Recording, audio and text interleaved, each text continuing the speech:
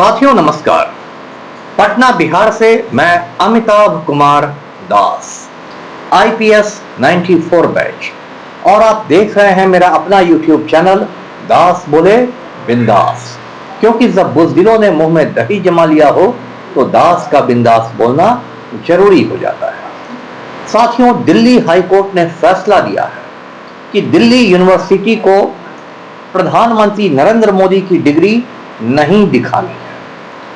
इस फैसले के बाद मेरा यह शक पक्का हो गया है कि जो नरेंद्र मोदी है वो चौथी फेल जाहिल आदमी है। अब इस वीडियो को आखिर तक दिल थाम कर देखिए, यह बहुत रोचक और ज्ञानवर्धक वीडियो है। साथियों, कहानी शुरू से शुरू करते हैं। नरेंद्र मोदी के बारे में बहुत सारी कहानियां गढ़ी गई। जैसे कहा गया कि जब ये बच्चे थे, बाल नरेंद्र थे, तो इन्होंने मगरमच्छ को पकड़ लिया था, क्रोकोडाइल को पकड़ लिया था। इतने बड़े बहादुर बच्चे थे। इसके बाद कहा गया कि गुजरात के वडनगर रेलवे स्टेशन पर चाय बेचा करते थे। फिर कहा गया कि हिमालय में इन्होंने 35 बरस तक तपस्या कर। फिर कहा गया कि इन्होंने भीख मांग के जीवन का गुजारा किया। मतलब एक पर एक झूठ गढ़े गए। लोगों ने पूछा ये सब तो ठीक है, लेकिन कुछ पढ़ाई लिखाई भी हुई कि नहीं? तो मोदी जी ने कहा कि मैंने 1978 में 1978 में दिल्ली यूनिवर्सिटी से पॉलिटिकल साइंस में ग्रेजुएशन किया, राजनीति विज्ञान में स्नातक किया। लोगों ने कहा बड़ी अच्छी बात, अब डिग्री भी दिखा ही दीजिए। लेकिन मोदी डिग्री कैसे दिखाता? पढ़ाई जब की ही नहीं थी तो डिग्री कहां से आती? लेकिन जब हंगामा बहुत बढ़ा तो दिल्ली में एक प्रेस कॉन्फ्रेंस हुआ जिसमें तड़ीपार होम मिनिस्टर अमित शाह था और अरुण जेटली। इन दोनों ने मोदी की डिग्रियां दिखा दी। वो भी फर्जी डिग्रियां ही थी, उस पर लोगों ने मजे ही लिए।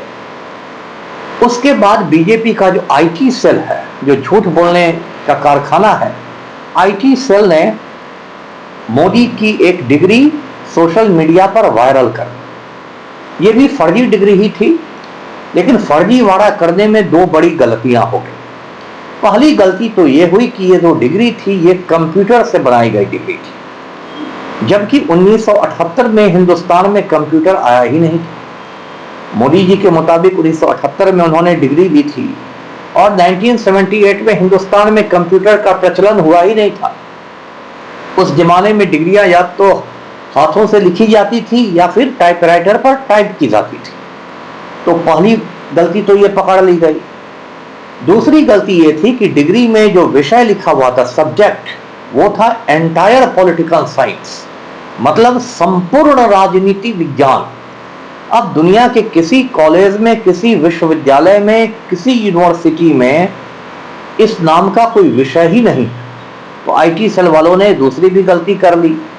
तो उनकी इज्जत का फलूदा भी बना और ज्यादा मजाक बना कि मोदी की डिग्री देख लो, एंटायर पॉलिटिकल साइंस में इनका ग्रेजुएशन है। उसके बाद बात आगे बढ़ती गई।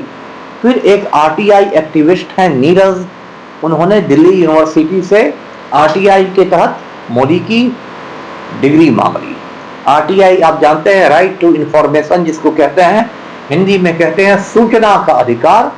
तो सूचना के अधिकार के तहत एक RTI कार्यकर्ता ने दिल्ली विश्वविद्यालय से कहा कि मोदी की डिग्री दिखाइए। अब मोदी जी ने पढ़ाई लिखाई की ही नहीं तो डिग्री कहां से आती? दिल्ली यूनिवर्सिटी ने इनकार कर दिया। तो ये जो नीरज थे ये चले गए सेंट्रल इंफॉर्मेशन कमीशन में, केंद्रीय सूचना आयोग में। केंद्रीय सूचना आयोग ने 2016 में आदेश दे दिया दिल्ली यूनिवर्सिटी को कि भाई मोदी की डिग्री दिखाइए। अब तो दिल्ली यूनिवर्सिटी को पसीना छूट गया। दिल्ली यूनिवर्सिटी ने इसके खिलाफ दिल्ली हाई कोर्ट में अपील कर दी। दिल्ली हाई कोर्ट ने पहला काम किया कि स्टे लगा दिया, रोक लगा दी केंद्रीय सूचना आयोग के निर्देश पर। और उसके बाद सुनवाई शुरू हुई। सुनवाई खत्म हुई और कल फैसला भी आ गया दिल्ली हाई कोर्ट का। एक न्यायमूर्ति सचिन दत्ता हैं, जस्टिस सचिन दत्ता, उन्होंने कहा कि नहीं, दिल्ली यूनिवर्सिटी मोदी की डिग्री नहीं दिखाएगी, है ना। अब देखिए ये कितना बड़ा मजाक है। न्यायमूर्ति महोदय मुझे माफ करेंगे, आप तो विद्वान न्यायाधीश हैं, लेकिन आपकी विद्वता पर मुझे थोड़ा बहुत संदेह भी होने लगा है, क्योंकि ये फैसला मुझे हजम नहीं हो रहा है। डिग्री क्यों नहीं दिखाई जाएगी? हिंदुस्तान में एक चपरासी की भी बहाली होती है तो उसे डिग्री दिखाने कहा जाता है, और प्रधानमंत्री की डिग्री क्यों नहीं दिखाई जाएगी? उसमें क्या गड़बड़ी है? क्यों उसको छुपाया जा रहा है? ये डिग्री है कोई गोपनीय दस्तावेज तो नहीं है, कोई सीक्रेट डॉक्यूमेंट तो नहीं है, कोई परमाणु बम का फॉर्मूला तो नहीं है कि दुश्मन के हाथ में चला जाएगा तो गजब हो जाएगा। डिग्री तो एक सार्वजनिक चीज है, क्यों नहीं इसको दिखाया जाएगा? तो इससे लगता है कि दाल में कुछ काला नहीं, पूरी दाल ही काली है। अब ऐसा अटपटा फैसला जस्टिस सचिन दत्ता ने क्यों सुनाया? कुछ लोगों का कहना है कि सचिन दत्ता का हो सकता है कोई सौदा हो गया हो नरेंद्र मोदी के साथ। हो सकता है सचिन दत्ता रिटायर करने के बाद किसी राज्य के गवर्नर बना दिए जाए या रंजन गोगोई की तरह राज्यसभा पहुंच जाए। लेकिन मैं ये सब नहीं मानता, ये सब मैं सचिन दत्ता पर कोई संदेह नहीं करता। मुझे वो बड़े साफ सुथरे आदमी लगते हैं। दूसरी वजह यह हो सकती है कि जस्टिस लोया की जिस तरह से हत्या करवा दी गई, उसके बाद न्यायाधीशों में खौफ आ गया है। जस्टिस लोया का नाम आपने सुना होगा, वो सीबीआई के स्पेशल कोर्ट में जज हुआ करते थे बंबई में, और वो तड़ी पार अमित शाह से जुड़े हुए मामलों की सुनवाई कर रहे थे। बहुत ईमानदार आदमी थे, उनको खरीदने की कोशिश की गई, वो नहीं बिकाऊ हुए। उन्हें धमकाने की कोशिश की गई, वो टस से मस नहीं हुए। तो अंत में जो नरेंद्र मोदी और अमित शाह हैं, जो हिंदुस्तान के रंगा बिल्ला है, इन दोनों ने जस्टिस लोया को कथित रूप से मरवा दिया, खून करवा दिया, और इस पूरे मामले की लीपा पोती हो गई। उस पर एक किताब भी लिखी गई है, हु किल्ड जस्टिस लोया। यदि कभी मौका मिले तो उस किताब को जरूर पढ़िएगा। तो जस्टिस लोया की जिस तरह से रहस्यमय मौत हुई, उसके बाद देश के बहुत सारे न्यायाधीशों में, न्यायमूर्तियों में खौफ समा गया है कि भाई ये रंगा बिल्ला तो बड़े खतरनाक है, ये मरवा भी सकते हैं। तो हो सकता है जस्टिस सचिन दत्ता ने जो फैसला दिया हो मोदी के पक्ष में, हो सकता है उसमें ये खौफ की बात भी हो। ये तो जस्टिस दत्ता खुद बताएंगे कि माजरा क्या है। तो साथियों, कुल मिलाकर माजरा यही है, और मेरा ये कहना है कि इस अटपटे फैसले के खिलाफ जो आरटीआई कार्यकर्ता है नीरज, उनको सुप्रीम कोर्ट में अपील करनी चाहिए। हिंदुस्तान की सबसे ऊंची अदालत का दरवाजा खटखटाना चाहिए। साथियों, सोशल मीडिया पर सुबह से मैं कमेंट्स देख रहा था, लोगों ने लिखा कि भाई डिग्री छुपाई जा सकती है, लेकिन मूर्खता कैसे छुपाओगे? बात बहुत पते की है।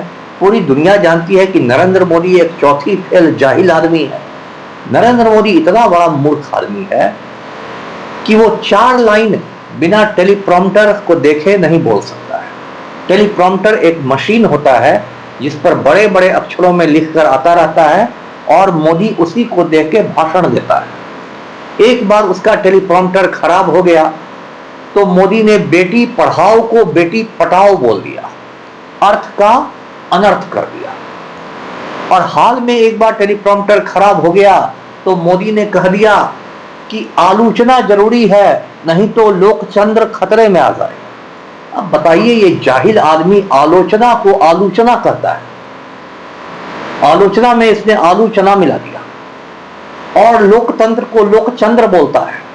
इतना बड़ा मूर्ख आदमी है। बिहार आया था कुछ साल पहले नरेंद्र मोदी, पटना में हुंकार रैली हुई थी गांधी मैदान में, उसमें मोदी ने कह दिया कि सिकंदर हार गया था पाटलिपुत्र की धरती पर। बताइए, जो स्कूल का बच्चा भी होता है वो भी जानता है कि जो सिकंदर था अलेक्जेंडर, उसने कभी पाटलिपुत्र की धरती पर कदम ही नहीं रखा। तो ये सिकंदर को पाटलिपुत्र की धरती पर हरा दिया। एक बार नरेंद्र मोदी यूरोप गया, वहां एक देश है ऑस्ट्रिया गया, वहां मोदी ने कह दिया कि ऑस्ट्रेलिया आकर मुझे बड़ी खुशी हो रही है। अब ये मूर्ख आदमी ऑस्ट्रिया और ऑस्ट्रेलिया का फर्क नहीं जानता है, इतना बड़ा जाहिल आदमी।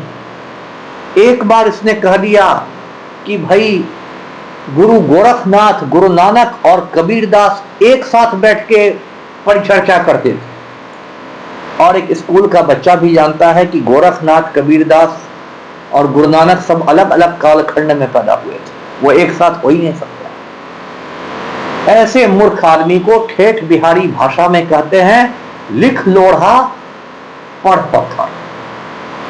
बिहार का एक किस्सा सुनाता हूं। बिहार में एक नेताजी मिनिस्टर बन गए, तो उनके साइन बोर्ड पर मंत्री जी का नाम था, नीचे लिखा हुआ था टीटी के एमपी। तो किसी ने पूछ लिया कि मंत्री जी टीटी के एमपी क्या हुआ, ये तो कोई बहुत बड़ी डिग्री दिखाई देती है। तो मंत्री जी ने कहा कि इसका मतलब है तान तून के मैट्रिक पास। अब मंत्री जी बहुत मुश्किल से मैट्रिक पास करके आए थे, तो उनकी डिग्री थी टीटी के एमपी। तो ये बिहार का हाल है या पूरे देश का हाल है। अब इससे एक मजेदार बात होती है कि राम भक्त लोग जो भाजपा के होते हैं बराबर तेजस्वी यादव पर कहते हैं कि 9वीं फेल है, 9वीं फेल है। हो सकता है तेजस्वी यादव 9वीं फेल हो, मैं नहीं जानता, मैं कोई राजद का प्रवक्ता नहीं हूं कि उनका बचाव करूं। लेकिन ये प्रधानमंत्री जो है वजीर आजम, ये तो चौथी फेल निकल गए। अब इनका क्या होगा? चौथी फेल आदमी है मोदी। और एक और बड़ा मजाक हो गया कि जो बीजेपी वाले मुसलमानों से कागज मांगते थे कि कागज दिखाओ कागज दिखाओ, वो मोदी का कागज दिखाने से भाग रहे हैं। और साथ ही साथ एक और खबर है कि हाईकोर्ट ने स्मृति ईरानी को भी राहत दे दी है कि उनका भी 11वीं और 12वीं का कोई 10वीं और 12वीं का कोई रिजल्ट नहीं देखेगा। तो मोदी के साथ साथ स्मृति ईरानी का भी कल्याण हो गया। तो ये जो नालायक नरेंद्र मोदी है, हिंदुस्तान का नालायक वजीर आजम है ना, वोट चोरी करके पिछले दरवाजे से प्रधानमंत्री बना है, अवैध प्रधानमंत्री है, इलीगल प्राइम मिनिस्टर है। और वो सिर्फ वोट चोर ही नहीं, वो डिग्री चोर भी है। सिर्फ अपनी डिग्री को ही नहीं छुपाता है, अपनी घरवाली को भी छुपाता है। मोदी ने सालों तक लोगों को नहीं बताया था कि उसकी शादी जसोदाबेन से हो चुकी है, तो ये बीवी भी छुपाता है, डिग्री भी छुपाता है। और ये उस देश में हो रहा है जहां एक से एक विद्वान प्रधानमंत्री हुए। पंडित नेहरू जैसा स्कॉलर इस देश के प्रधानमंत्री थे, जिन्होंने किताब लिखी है ग्लिम्पसेस ऑफ वर्ल्ड हिस्ट्री, विश्व इतिहास की झलक, डिस्कवरी ऑफ इंडिया, भारत की खोज। ऐसे वो बड़े विद्वान थे। इस देश में डॉक्टर मनमोहन सिंह जैसा अर्थशास्त्री प्रधानमंत्री बना, इतने बड़े इकोनॉमिस्ट, उनकी किताबें दुनिया भर में पढ़ाई जाती हैं। इस देश में पीवी नरसिम्हा राव जैसा प्राइम मिनिस्टर बना, जो 10-12 भाषाओं का ज्ञाता था। और उस देश में एक लिख लोढ़ा पढ़ पत्थर जाहिल प्रधानमंत्री है। जब भी मैं नरेंद्र मोदी को देखता हूं, मुझे वही कहावत याद आती है, अजब तेरी कुदरत अजब तेरा खेल, छछुंदर के सर पे चमेली का तेल। एक जाहिल आदमी देश का माननीय प्रधानमंत्री बन गया है और लाल किला पर चढ़ के भौंकता है। पूरे देश के लिए शर्म की बात है। तो वीडियो को लाइक कीजिए, शेयर कीजिए, चैनल को सब्सक्राइब कीजिए। धन्यवाद। जय हिंद।